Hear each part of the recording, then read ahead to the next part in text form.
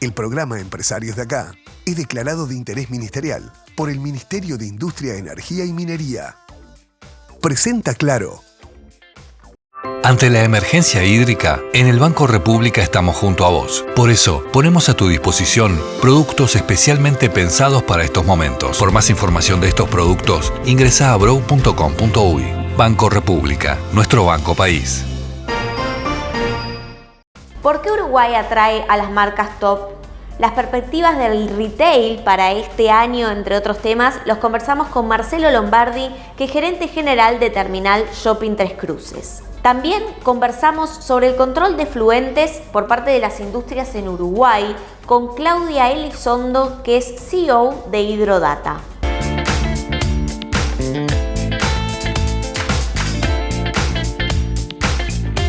Bien, como lo anunciábamos, vamos a recibir a Marcelo Lombardi, que es gerente general de Terminal Shopping Tres Cruces. Además es directivo, miembro del equipo de dirección de Salto Shopping Terminal, Mercedes Terminal Shopping, Colonia Shopping, Paysandú Terminal Shopping y un back en el retail que vamos a ir conociendo y repasando en la información en el programa. Gracias por estar, Marcelo. Muchas gracias por la invitación, Tatiana.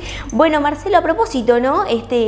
Sin duda que hablar de Terminal Shopping Tres Cruces es hablar de la terminal y del shopping, así que te invito que lo podamos hacer en ambas etapas. Y hablar de lo que es el transporte, ¿no? El transporte que desde que allí se recibe y desde el que sale, ¿cómo ha sido la evolución del año pasado? Bueno, para eso es necesario referirnos justamente a los cambios que se generaron producto de la pandemia, que generó cambios en la zona de residencia, en hábitos, tanto en Uruguay como en el mundo. Esto no es un fenómeno estrictamente en Uruguay. La migración hacia el este, la telemedicina, el teletrabajo, el teleestudio han generado cambios en la movilidad y eso se ve reflejado en el transporte, justamente. El crecimiento que hemos visto también en los últimos años de la venta de 0 kilómetros tiene también mucho que ver con la forma en que la gente se está trasladando, donde hubo una migración del transporte colectivo, que de términos generales y de un punto de vista agregado es más eficiente que el sistema individual, pero esas son las preferencias de la gente, del pasajero, y la pandemia generó un poco un cambio en ese sentido, y a lo largo de los años, de los últimos 2 o 3 años, hemos visto esos cambios en forma muy, muy marcada.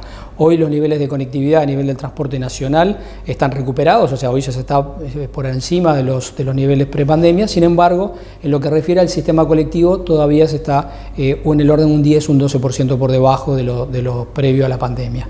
Y ahí tiene mucho que ver justamente el cambio en el sistema de transporte. O sea, hay menos segmentos de viaje por estos 3 efectos que mencionaba, pero a su vez hay un cambio en determinadas preferencias, a pesar de 2 cosas. Una es un encarecimiento relativo del precio de viajar en forma individual versus el sistema colectivo, que ha tenido un abaratamiento producto de que la tarifa del boleto de pasajero evolucionó menos que el combustible y demás.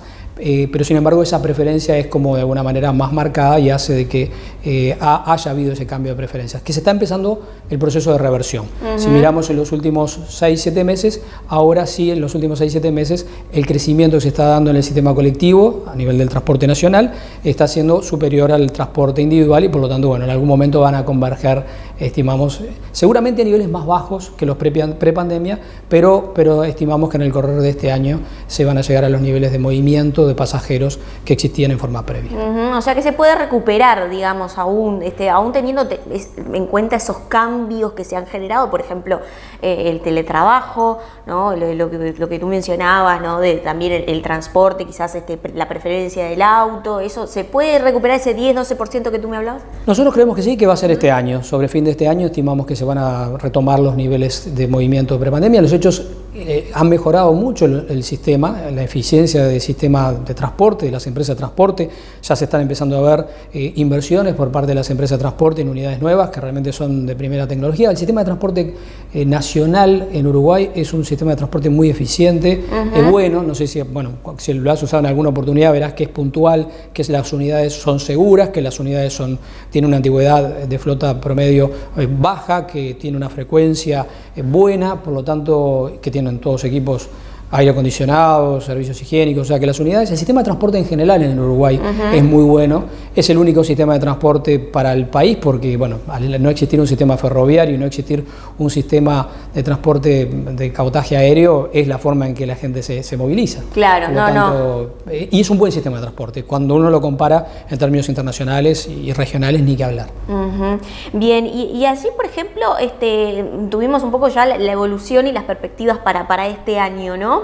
¿Qué pasa o cómo impacta también el transporte, como por ejemplo el sistema de, no sé, se me ocurre preguntarlo, ¿no? De Montevideo a Buenos Aires por terrestre, digo, allí me surge la curiosidad porque, bueno, es muy conocido el sistema de transporte fluvial como más utilizado, pero aún siguen estas opciones vigentes. Siguen estas opciones, un sector de actividad que tuvo un sufrimiento enorme porque estuvo parado sin ningún tipo de movimiento en el orden de un año, con lo cual ahí, bueno, tuvieron que reacomodar muchas cosas, pero algunos de los cambios que también se vio es, bueno, cuando se permite, digamos, cuando ya la movilidad vuelve a recuperarse y ya la gente tiene ya la predisposición a viajar, lo vemos con fuerza. Esto es, está intacto esa preferencia por salir, por viajar, por conocer, y se está viendo en estos momentos. Esto es con Argentina fundamentalmente, pero también con Brasil estamos viendo ese resurgimiento de ese interés de la gente de viajar. Con lo cual, hoy es un sector de actividad que está teniendo una buena performance. ¿El abaratamiento del dólar permite un poco esta dinámica?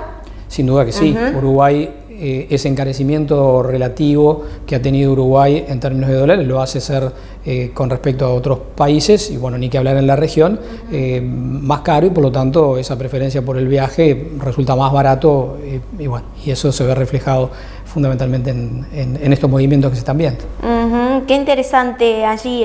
Bueno, preguntar a propósito, porque algo, digamos, quizás curioso para el tratamiento que a veces damos aquí con el funcionamiento de las empresas, que es que Terminal Shopping Tres Cruces tiene una cotización en bolsa.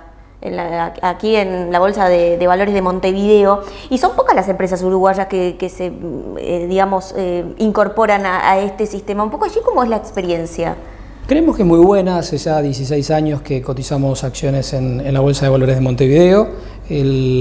Hay, por supuesto, muchos muy lindos intentos por parte de las autoridades de la Bolsa de Valores, también, debo decir, del Banco Central y del Ministerio de Economía, para que se utilice el mercado de valores como una fuente de financiamiento de las empresas, y que, como tú bien decís, hay un desarrollo relativamente pequeño para lo que es incluso hasta el contexto regional. Hay todavía espacios para un mayor desarrollo. Nosotros utilizamos justamente la Bolsa de Valores de Montevideo para cotizar nuestras acciones. En el pasado también hemos participado en el mercado de deuda, en la emisión de obligaciones negociables, desde hace ya 16 años en el mercado de acciones, y la verdad que ha sido una muy linda experiencia. ¿Por qué? Porque tiene aspectos para los accionistas. En los hechos hay AFAPs, que son accionistas de Tres Cruces, en los hechos cerca del 25% son accionistas, digamos, tienen participación accionaria, y por lo tanto buena parte de los uruguayos, en cierta medida, a través de su aporte en la AFAP, son propietarios de Tres Cruces. Gente que muchas veces la gente de eso no lo conoce, pero tiene a su vez efectos sobre la forma de gestionar. Esto es una empresa abierta que cotiza acciones en bolsa, es muy transparente, tiene que serlo. Su información financiera es de carácter trimestral y es público. Su información en lo que refiere a aspectos de sustentabilidad también son públicos. Nosotros emitimos una memoria social también desde hace 16 años, siguiendo determinados estándares. Hace 8 o 9 años el último estándar es el GRI, es un formato internacional de reporte, y justamente hoy que cobran vigencia estos aspectos vinculados a la sustentabilidad en este tipo de organizaciones que tienen, como decía, aspectos que deben cuidar: la gobernanza, una de ellas; la sustentabilidad medioambiental, otra de ellas; el vínculo con la comunidad, otra de ellas. Es bien importante, y es bien importante también reportar al mercado esa información con carácter, bueno, por supuesto público, pero también muy exacto, y también a los efectos de generar justamente esa transparencia, generar confianza en el mercado, porque eso es de alguna forma lo que genera mercado.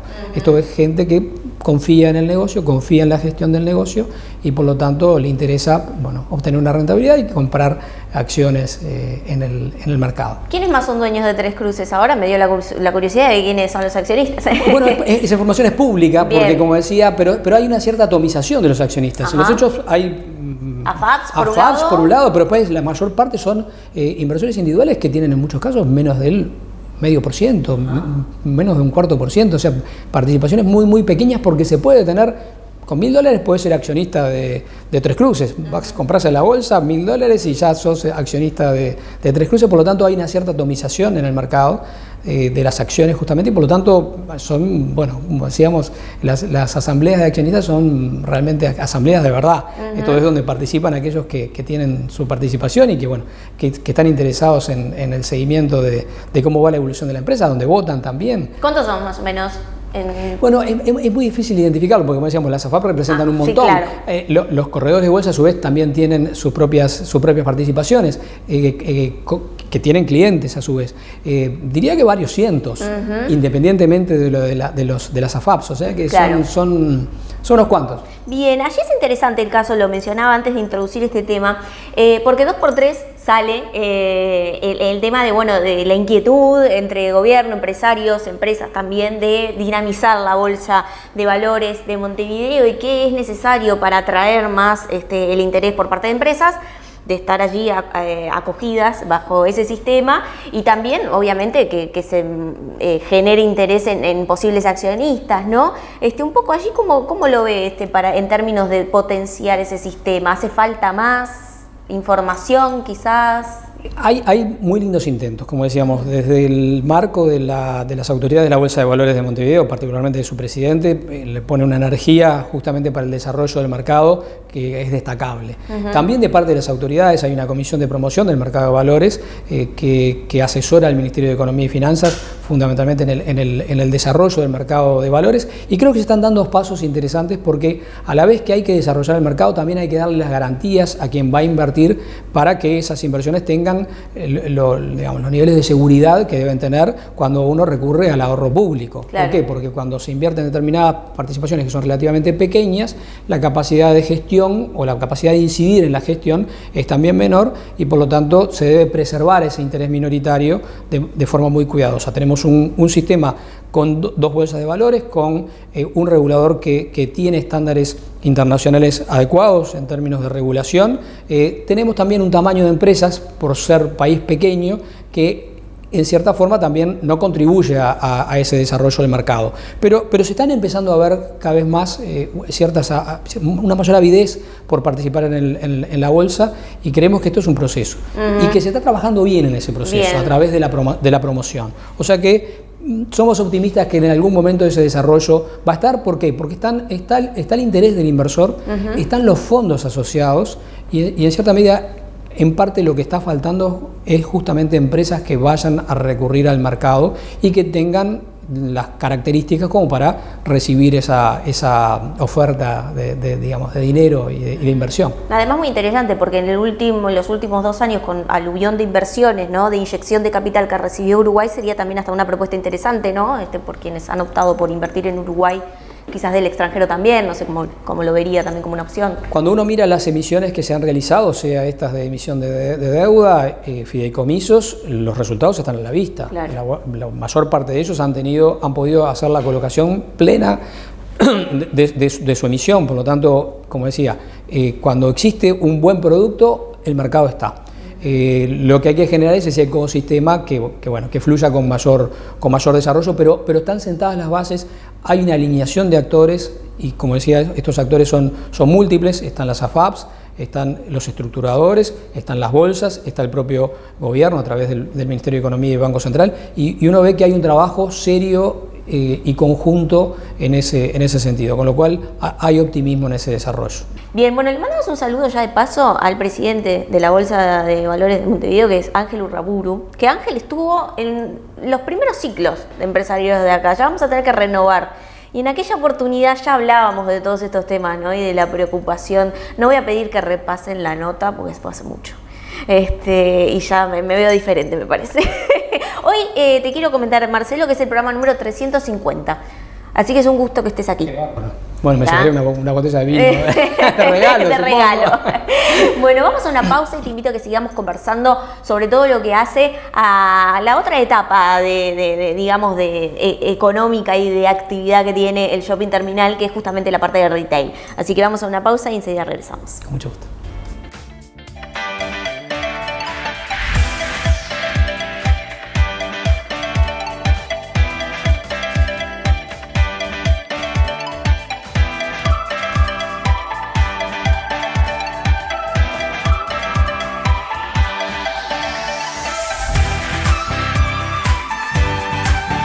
Betel, única cadena de centros de estética y spa del Uruguay. GSS, única empresa en Uruguay dedicada al Facility Services. Limpieza, seguridad, outsourcing de personal y mantenimiento. Conozca más en www.gss.com.uy. Agregamos valor a las empresas. Recursos humanos, proveedores, impuestos, finanzas y bla, bla, bla. ¿Manejás tu negocio o tu negocio te maneja vos? Si buscas soluciones 360 reales para tu empresa, Estudio Ugalde, asesores PYME. Entendemos profundamente las necesidades de nuestros clientes. Incorporamos talento donde las organizaciones lo requieren, comprometiéndonos con el personal que ofrecemos. Hacemos compatible la flexibilidad y adaptabilidad de inversión en capital humano con la calidad del servicio recibido.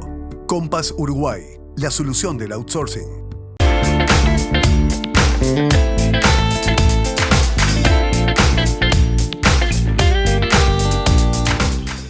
Presenta este espacio Compass Uruguay, soluciones para outsourcing de personal.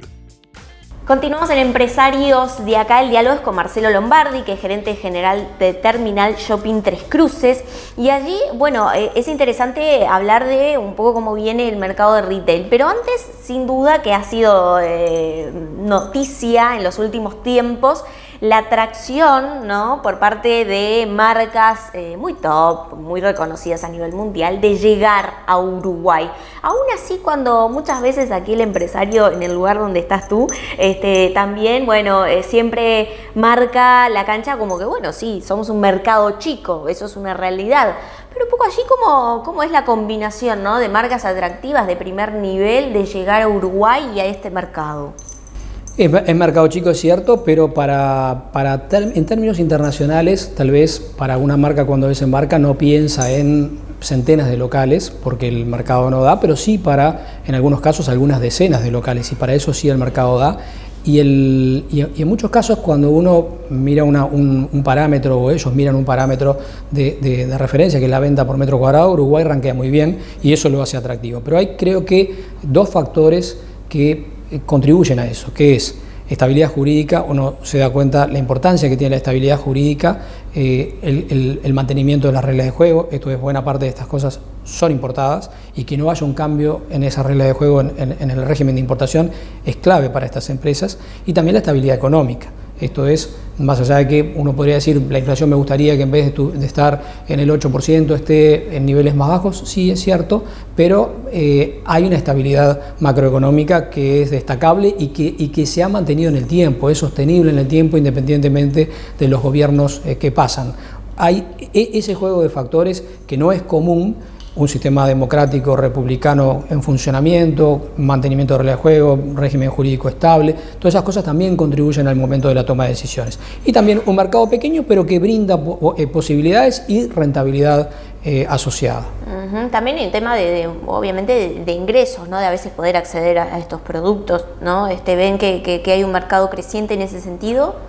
Sí, claro. Si nosotros vemos qué es lo dable esperar para lo que resta de este año, es una alineación de variables, que es el ingreso de los hogares. El ingreso de los hogares como fundamento del consumo privado, como fundamento del consumo de las familias, es la principal variable.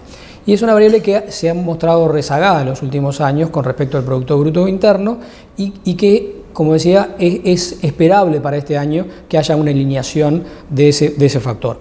¿Qué queremos decir? Es una reducción de los niveles de inflación, una reducción de impuestos, un crecimiento vía Consejo de Salarios razonablemente debería generar un incremento en el ingreso de los hogares, y eso es la principal variable explicativa del crecimiento en el consumo de los hogares, y esa es justamente la actividad que desarrollamos a nivel del retail. Esto es el consumo discrecional, consumo privado discrecional. Hay otros factores que también lo explican: el crédito al consumo de las familias, el tipo de cambio real bilateral con Argentina, que es toda una temática, y también la confianza del consumidor, sobre todo en determinados bienes que son más de carácter durable. Pero el principal que explica es la disponibilidad que tenga la familia para poder gastar, y esa variable es dable esperar que se comporte en forma expansiva este año, y por lo tanto eso se vea reflejado fundamentalmente en ventas ventas de retail.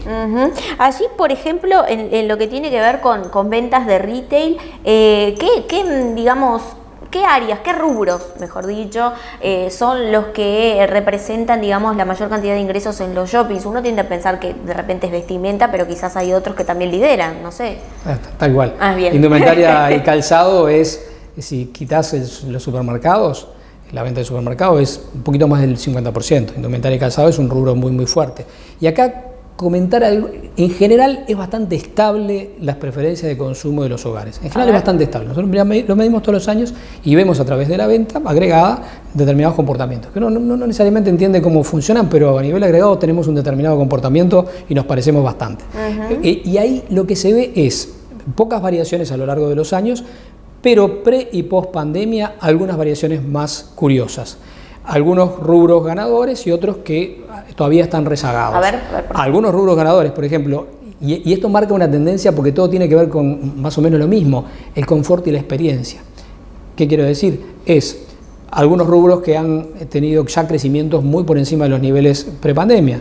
Deportes.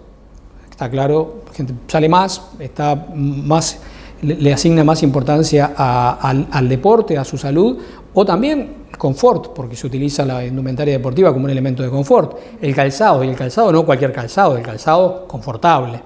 El salir a comer, por ejemplo, así como fue uno de los sectores que más sufrió porque no se podía salir a comer, hoy lo que vemos es la gastronomía fuera del hogar ha tenido un impulso muy, muy notorio, y eso se ve justamente en la venta gastronómica, que hoy está por encima de los niveles prepandemia y está bastante por encima, con lo cual ahí se ve también una tendencia en detrimento de otros. La tecnología claramente otro. Claro. Hoy esto es, antes capaz que veníamos con un blog. Sí, hoy empecé con una tarjetita, sí.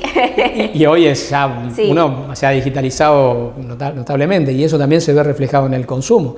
Y hay otros que, por ejemplo, están todavía rezagados, la indumentaria masculina, la indumentaria femenina, esto es, y esa migración de alguna forma a estar más cómodo en la forma de vestirnos. O sea, yo la verdad que desde el momento que me saqué la corbata no volví nunca más a la corbata. Me imagino, hay varios, hay varios. Sí, y es un poco eso, es la búsqueda del confort, el tipo de tela que uno utiliza, el tipo de calzado que uno utiliza, es estar confortable, y eso se ve como cambios que muestran ya algo que no es de carácter transitorio, sino que empieza a ser algo más de carácter permanente. Como decía, unas preferencias de consumo que en general no tiene grandes variaciones de un año a otro, en 3 años se dieron un cierto cambio en esa distribución de consumo. Y así preguntar, no menor, ya lo traíamos al tema de cómo está impactando en el retail el cambio con Argentina, ¿no? Digamos, el atraso cambiario, que es inevitable que algunos uruguayos utilicen la preferencia, obviamente, de comprar más económico. Ahí es muy desparejo, eso es lo que se está viendo, que es muy, muy desparejo, porque no todo Argentina está barato. Todo lo que tiene que ver con servicios sí está muy barato, todo lo que tiene un componente de mano de obra local está barato, todo lo que es la confección local está barato, pero las marcas no. Y por lo tanto eso tiene impactos muy directos, por ejemplo, en todas aquellas cosas que Argentina produce. Los supermercados en el litoral, por ejemplo, sí están sufriendo. ¿Por qué? Porque buena parte de lo que venden tiene un correlato del lado argentino con producción local, y donde las diferencias cambiarias son muy importantes. Ahora, cuando uno va a una indumentaria, digamos, de una marca, o cuando va a un calzado deportivo de marca, ahí esas diferencias no están, y por lo tanto esto que se está viendo también en Montevideo es muy desparejo. Algunos sectores como supermercado y como farmacia o tocador afectados, y el resto no necesariamente afectados.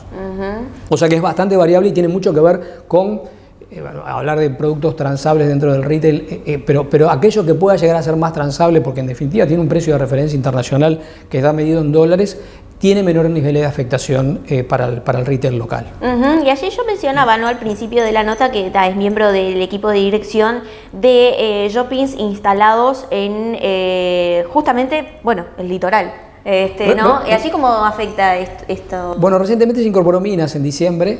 En diciembre del año pasado, también un poquito hacia el otro extremo del país, por la ruta 8.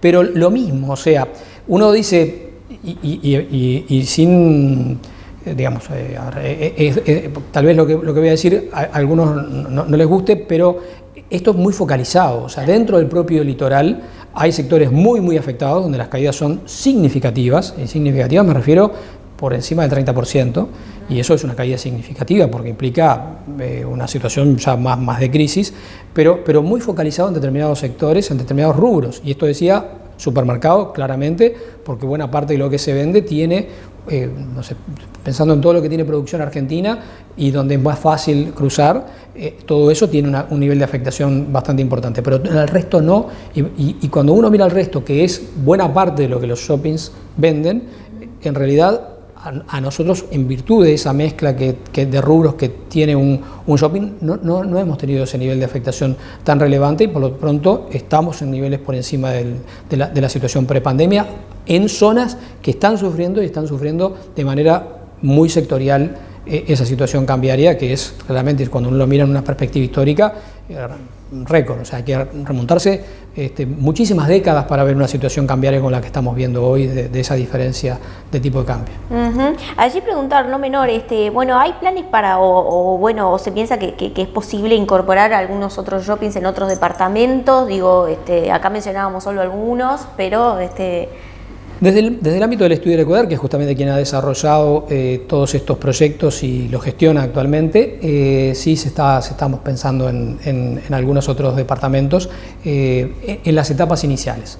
Por lo tanto, prefiero de repente no mencionar, pero sí este tipo de formato y muy asociado de repente a una terminal de ómnibus, porque eso es un servicio que es muy valorado en el interior, que genera además un cambio cualitativo en el nivel de servicio, porque bueno, es muy notorio cuando hay una introducción de una nueva terminal cómo cambian muchas cosas dentro de la ciudad, y el beneficiado principal es el pasajero que hace uso de ese servicio, y el pasajero en cierta medida en buena parte de estas ciudades es prácticamente toda la comunidad.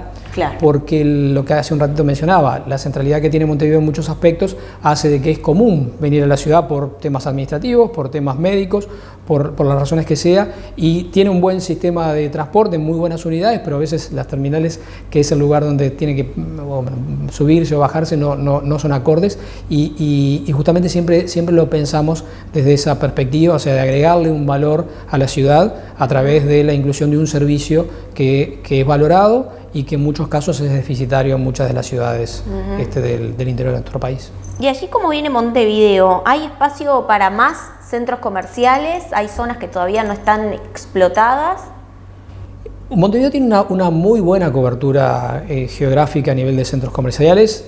Si uno lo mira con respecto a lo que sucede en otras ciudades, prácticamente Montevideo y zona metropolitana, uno está a 6-7 minutos de un shopping. O sea, no importa dónde esté, está a esa distancia, con lo cual hay hoy una muy buena cobertura de centros comerciales. Puede plantearse seguramente en algún punto de la ciudad algún otro desarrollo, sí. Tal vez lo que podamos ver en los próximos tiempos es el desarrollo de algún otro tipo de formato más de compra por cercanía y mucho más vinculado a servicios. O sea, vemos que el retail sigue creciendo, que hay que hay avidez por seguir creciendo, que hay un consumo que también lo acompaña, pero tal vez los formatos son formatos mucho más pequeños, también por la inexistencia o la falta de tierra disponible en zonas geográficas de alto nivel de densidad, y a su vez seguramente mucho más vinculados al consumo por cercanía y no lo que vemos tradicionalmente como lo que sería un centro comercial habitual. ¿Qué sería? ¿Como una galería? No sé si me vino a la mente, o la barra, pero no sé si algo del estilo, algo más abierto, algo mucho más orientado a servicio, tal vez con mucho menos componente de indumentaria, pero con mucho más componente de servicio, de tener una farmacia, un mini mercado, un lavadero, ese tipo de cosas, y sobre todo que se han generado una serie de centralidades dentro de Montevideo donde esa preferencia por evitar el traslado cada vez se da más. En este momento estamos en una zona geográfica que está claramente en un altísimo nivel de crecimiento, y donde uno ve que junto con el lugar donde la gente vive, atrás de eso vienen determinados servicios asociados.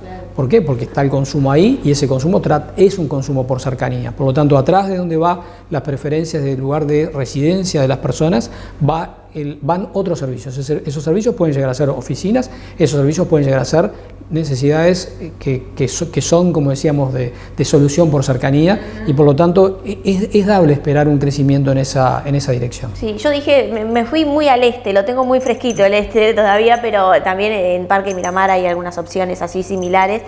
¿La zona, se puede mencionar algo en qué zona podría ser, digamos, ávida para recibir este tipo de estructura? Es que yo creo que buena parte de Montevideo Bien.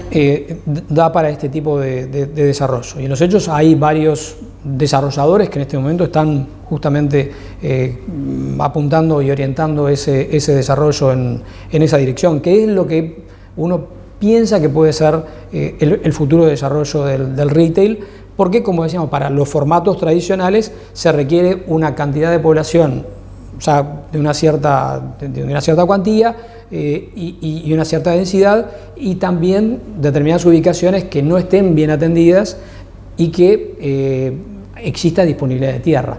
Son un conjunto de factores que hacen que es más difícil de lo que podría ser hace unos años un desarrollo más de este estilo en Montevideo.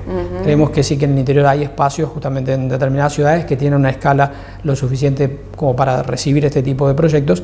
En Montevideo es posible, creemos que es posible, pero lo vemos más en los próximos años, el desarrollo por este tipo de formatos. Queremos saber qué va a pasar con el predio de AFET, por ejemplo, si está en carpeta.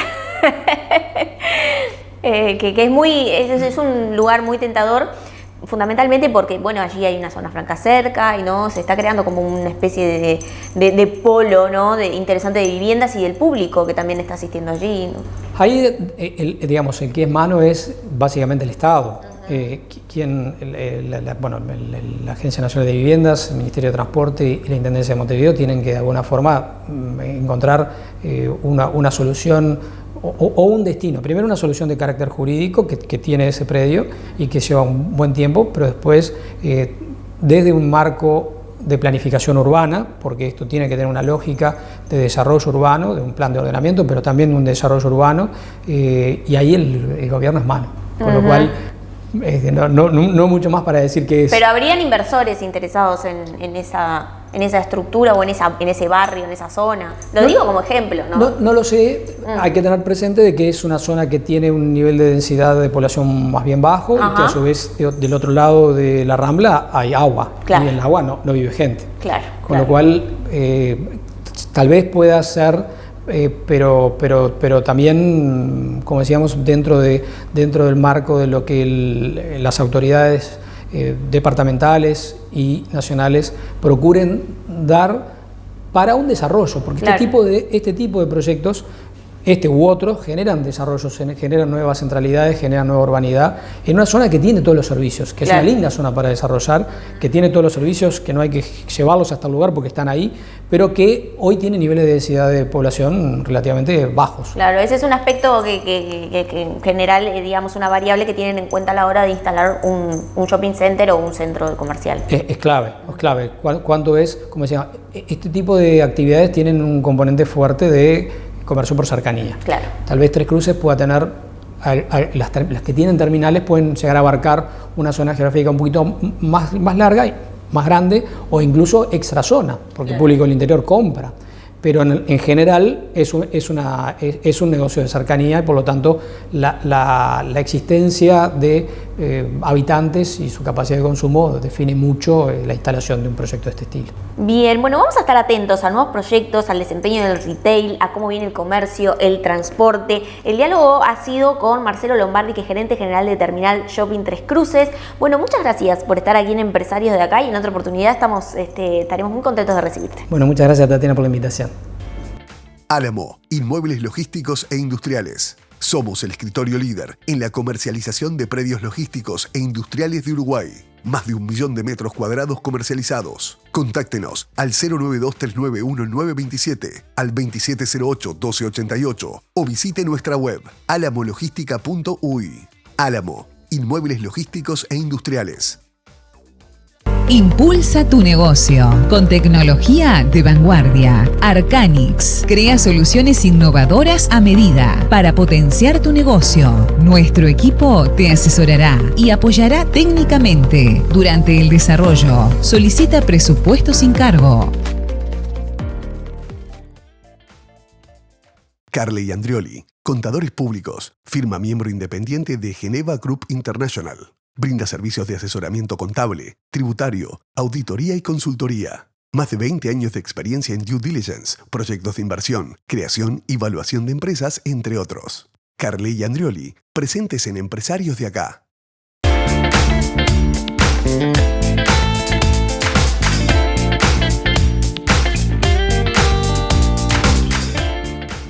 Ante la emergencia hídrica, en el Banco República estamos junto a vos. Banco República, nuestro banco país.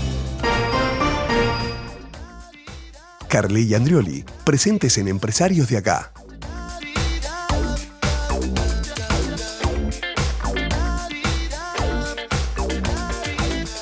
Tercer bloque de Empresarios de Acá, y como siempre agradecer a Samsung por toda la tecnología que nos ofrece para hacer este programa. Y también la tecnología para iniciar el contacto vía Zoom con Claudia Elizondo, que es CEO de Hidrodata. Y lo anunciábamos al comienzo del programa, ¿no? Hablar del control de efluentes por parte de las industrias aquí en Uruguay es una actividad en sí que también genera un mercado para las empresas que de estos servicios se encargan. Entonces, allí preguntar para iniciar la conversación, Claudia, ¿cómo se observa, ¿no? el control efectivo de efluentes por parte de las empresas uruguayas? Bueno, en realidad el control de lo que vienen a ser los efluentes no, se puede decir que es una metodología correcta. Yo creo que uno de los mayores problemas en realidad no es tanto el control, sino cómo es la gestión. Tenemos uno de los principales problemas es que nosotros tenemos normativas que están basadas en cuánto se puede vertir, ¿tá?, por caudal, por industria, que eso es muy distinto a cuánto soporta un cuerpo de agua, ¿tá?, cuál vendría a ser su capacidad de carga. Entonces eso es como que uno de los principales problemas que hay, que realmente no se sabe. Hay una reglamentación y se sabe bastante sobre todo lo que es la cuenca de Santa Lucía, el río Uruguay, ahora el río Negro, pero hay muchos otros ríos que en realidad se desconoce, en realidad, cuánto es lo que esos ríos pueden soportar. A su vez también después tenés la otra pata importante, que es, no es lo mismo tener una, dos industrias a tener muchas industrias, como suele suceder en arroyos como por ejemplo lo que es el arroyo Pando. Entonces, en realidad, creo que la debilidad más grande está ahí, en exactamente hacer más como lo que vendría a ser la investigación para saber el cuánto, y no tanto en el control. Los controles hoy en día se hacen, son muy buenos, incluso hay un decreto del 2019 que es el monitoreo sobre el monitoreo continuo, principalmente para todas aquellas industrias que tengan grandes caudales, ya sea para vertidos directo a cuerpos de agua, ¿ah?, o a lo que viene a ser los desagües, ¿ah?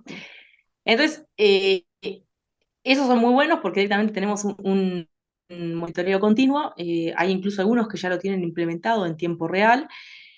Entonces, realmente, todo lo que son los controles son muy buenos y por supuesto que siempre se puede mejorar.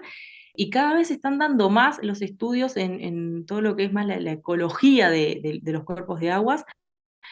Hay muchos trabajos, lo que pasa es que por supuesto siempre hay un interés en conocer más. Primero que está todo muy centralizado en Montevideo, entonces eso ahí ya es un gran problema que hay. Por ejemplo, lo del río Xi, ¿cuánto se sabe del río Xi? Es muy poco lo que se sabe del río Xi. Entonces, creo que pasa más por un tema de cuáles son los cuerpos de agua que se han estudiado en profundidad, tanto desde lo que es la academia como desde lo que es lo estatal. Por supuesto, los fondos son unos, no es que hay tantos fondos, entonces es correcto pensar que se prioricen aquellos cuerpos de agua que tengan muchas industrias o que sean más utilizados. Pero también tenemos un montón de otros cuerpos de agua que después por cuencas terminando en los grandes tributarios, que son los que realmente después se ve el mayor impacto. En ese sentido, Claudia, preguntarle cómo está hoy la tecnología disponible para las empresas aquí en Uruguay. Sí, o sea, a ver, las tecnologías que hay hoy en día, ya sea para lo que es el tratamiento de efluentes, como para todo lo que son los controles de efluentes, son buenísimas. Cada vez hay más tecnologías más precisas. En Uruguay tenemos algunas que otras tecnologías muy buenas, pero tenemos varios problemas. Costos, son muy altos los costos, principalmente por las importaciones. Cuando queremos hacer importaciones o implementaciones en Uruguay de este tipo de tecnologías son muy buenas, los costos son muy elevados en esas importaciones. Después también hay un tema de mantenimiento. Muchas veces se intenta traer equipos muy sofisticados, muy buenos, pero no hay una capacidad de respuesta en caso de tener que hacer algún mantenimiento o algún arreglo, ya sea alguna calibración sobre algún equipo. O sea, hay equipos que las calibraciones salen $2.000 y el equipo hay que llevarlo al extranjero. Entonces, eso también hace que, si bien la disponibilidad de tecnología está, no sea de gran alcance para algunas empresas uruguayas. Y también está el otro gran problema, que es lo que vemos, al menos nosotros, es que también hay muy buenas tecnologías y hay una tendencia a tecnologías, pero también hay bastante miedo al utilizarla. Hay todavía lo que es la industria uruguaya tiene mucho miedo a la innovación. Entonces, se está mejorando, cada vez es más, pero muchos países que ya han innovado en muchas cosas como automatizaciones de análisis, a Uruguay hoy le está costando todavía eso. Recién está empezando a demostrar un interés, pero aún vamos en esa transición. Allí, en ese sentido, ¿cuáles son las alteraciones en los efluentes más comunes que se presentan? Acá el problema que tenemos no es tanto cuál es el compuesto que se está liberando, ¿ah? El enriquecimiento que está haciendo de algo, o capaz que simplemente un aumento en temperatura, sino que acá lo que hay que pensar es en el conjunto, ¿ah? En qué impacto puede llegar a tener ese compuesto directamente, ¿ah?, en el ecosistema. Por ejemplo, uno de los más comunes es el cambio en temperatura, ¿ah? Los efluentes tienden a tener algunos grados más o menos de temperatura que lo que es la temperatura del cuerpo que está recibiendo ese desagüe, ¿ah? Si nosotros esa temperatura, o sea, hay organismos que son muy sensibles a las alteraciones sensibles, pero cuando me refiero a muy sensibles, 1 o 2 grados. Entonces, ahí ya también tenemos un problema de que si nosotros estamos vertiendo un caudal muy alto a un cuerpo de agua que capaz que no tiene un caudal tan grande, un efluente que capaz que está con características muy buenas, ¿ah? O sea, se podría decir limpio en cierta forma, ¿ah? Pero lo único que le estamos alterando es la temperatura. Ese aumento de temperatura puede generar daños muy grandes en lo que va a ser nuestro ecosistema natural. Entonces, en realidad, cuando pensamos en, ok, ¿cuáles son los parámetros? Sí, por supuesto que hay algunos que son más importantes que otros en cuanto al impacto negativo que pueden llegar a generar. La temperatura, el pH, nutrientes. Cuando se habla de nutrientes, hablamos de nitrógeno, fósforo, son compuestos, ¿ah? Lo que viene a ser la turbidez, o sea, los sólidos que van a estar disueltos en nuestra columna de agua, todas esas cosas van a alterar, pero en realidad van a alterar porque lo que va a hacer que van a generar un cambio en la estructura y en la comunidad que tiene esa agua. Entonces, en realidad, lo que realmente va a hacer, ¿ah?, es que la respuesta que tenga nuestro ecosistema y las comunidades que están ahí, ¿ah?, para responder a ese impacto que se está generando, va a disminuir. Bien, uno de los más comunes, al menos que vemos nosotros, por supuesto, son las floraciones algales, que pueden ser incluso de cianobacterias. Ahí tenemos, no es que una industria va a verter cianobacterias, en realidad las cianobacterias, hay tantas bacterias como algas, ¿ah? Entonces, ¿qué es lo que pasa? Una industria va a vertir temperatura, va a aumentar la temperatura del cuerpo, nutrientes, ¿ah? Sobre todo uno de los más importantes en los cuerpos de agua de Uruguay es el fósforo, ¿ah? Entonces, por ejemplo, cuando nosotros hablamos de cianobacterias, que es una de las cosas que más se tiende a escuchar, acá tenemos dos problemas, ¿ah?, con la presencia de cianobacterias. Lo que se hace es que ciertos vertidos facilitan, ¿ah?, el crecimiento de estos organismos, y estos organismos pueden ser algunos que liberan toxinas, que tienen toxinas, entonces eso puede llegar a generar, por ejemplo, como ha pasado en otras situaciones, intoxicación en ganado, o incluso también en personas con problemas de salud. Está directamente relacionado con problemas en la salud, tanto pública como animal. Pero también de los ecosistemas, Porque, ¿qué pasa? Cuando nosotros tenemos floraciones algales, o tenemos cianobacterias, el problema que tenemos es que estos componentes necesitan sol, necesitan la radiación solar. Entonces empiezan a crecer y empiezan a quedarse en la superficie y todo lo que está abajo empieza a no tener sol. Entonces empiezan a morir. Y al empezar a morir, empiezan a generar más materia orgánica, que es lo que necesitan para alimentarse y empezar a proliferar, o sea, a crecer. Entonces, en realidad se vuelve un círculo como en cierta forma viciosa que puede llegar a generar incluso eh, condiciones anóxicas, o sea, sin oxígenos, y eso está relacionado con lo que viene a ser mortandad incluso de peces, que es cuando se llama la eutrofización. ¿Ah? Que ahí es cuando ya tenemos mucha floración de cianobacterias o algales, que terminan a generar una falta de oxígeno en la columna de agua. No menor es preguntar de qué tipo de rubro o qué tipo de empresas provienen estos efluentes, si es que se puede hacer alguna diferenciación allí. Cada vez se ha visto más, bueno, por supuesto, todo lo que son por nutrientes, floraciones algales o de cianobacterias. Yo creo que sería uno bastante importante. Después también todo lo que viene a ser por coliformes fecales. Eso es algo que se está viendo. También hay varios otros virus que se están llevando.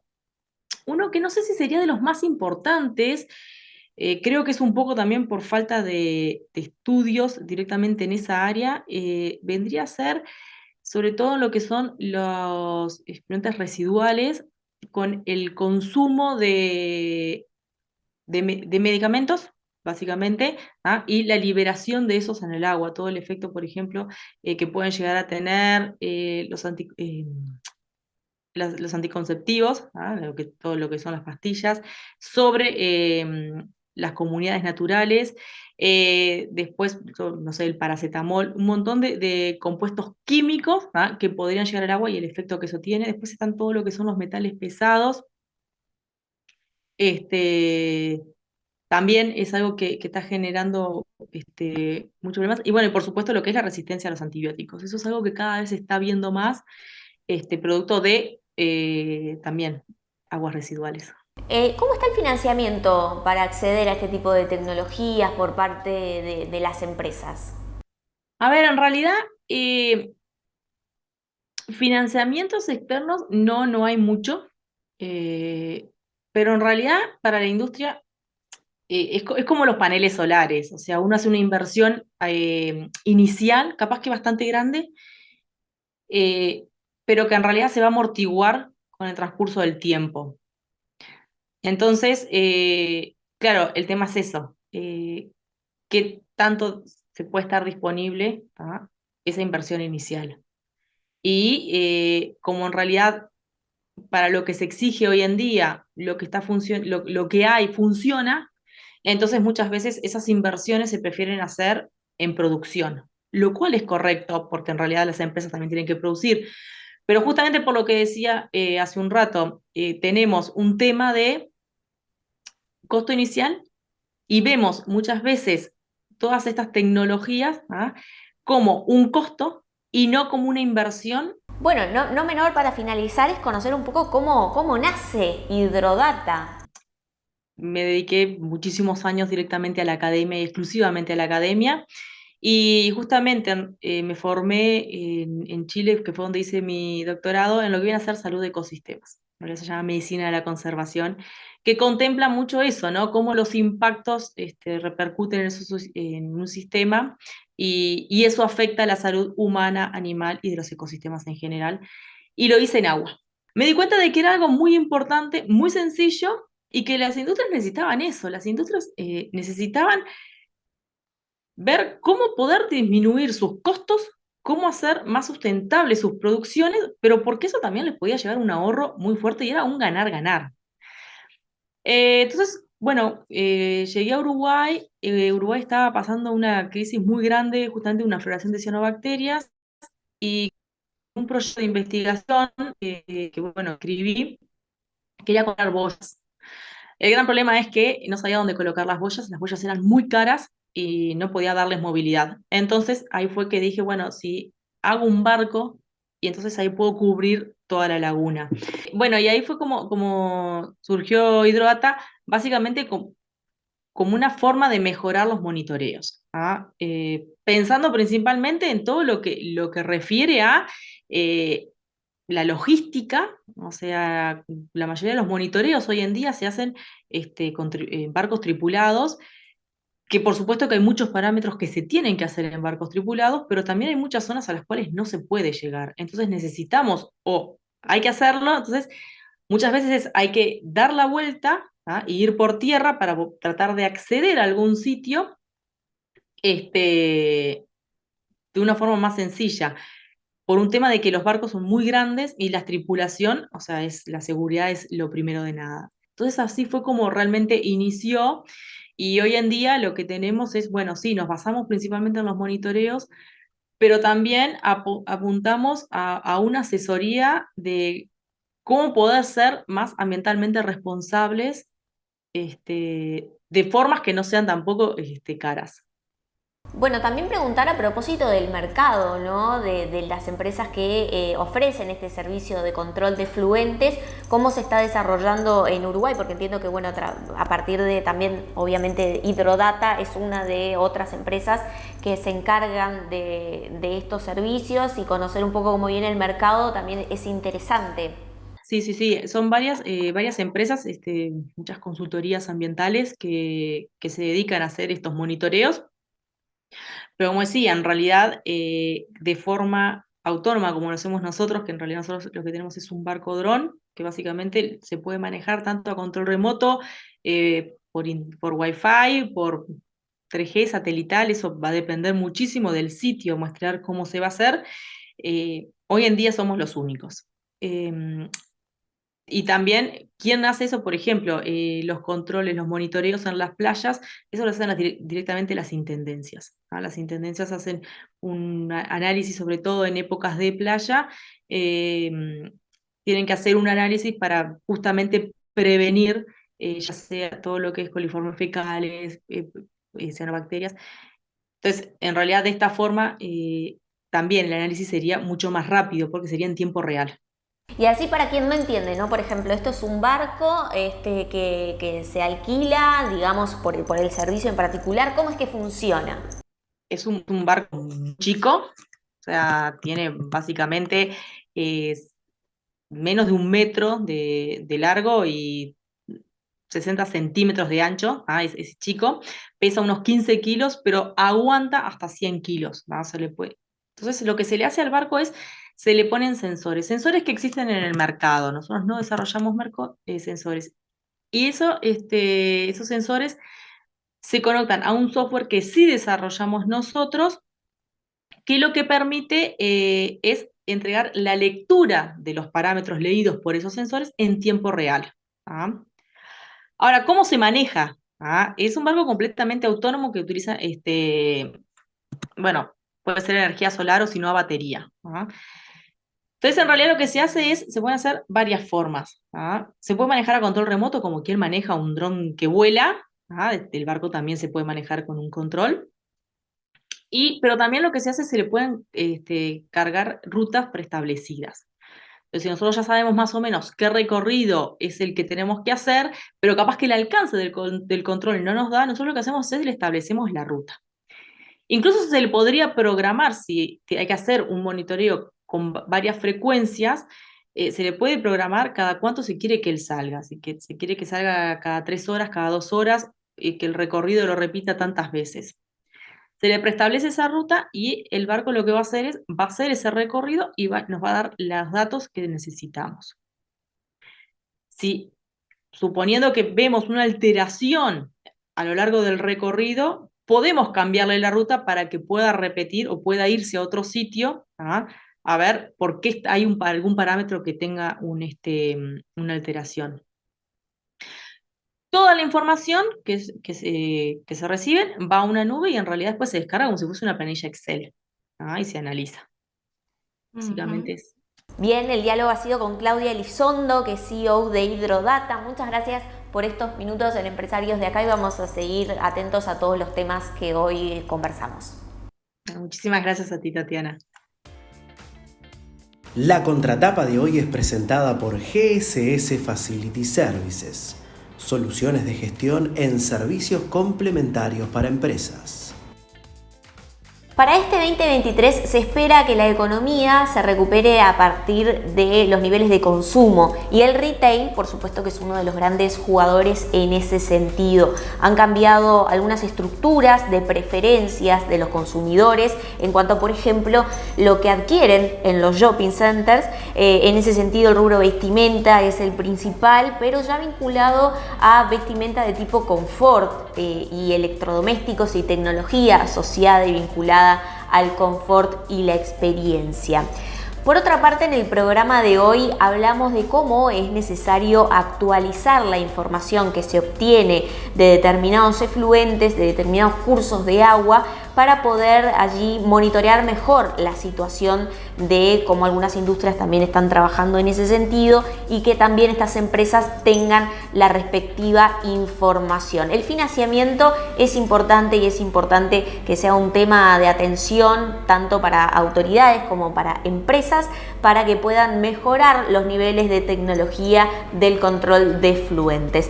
De estos temas, entre otros, hablamos en el programa de hoy de empresarios de acá. Los espero en el próximo programa.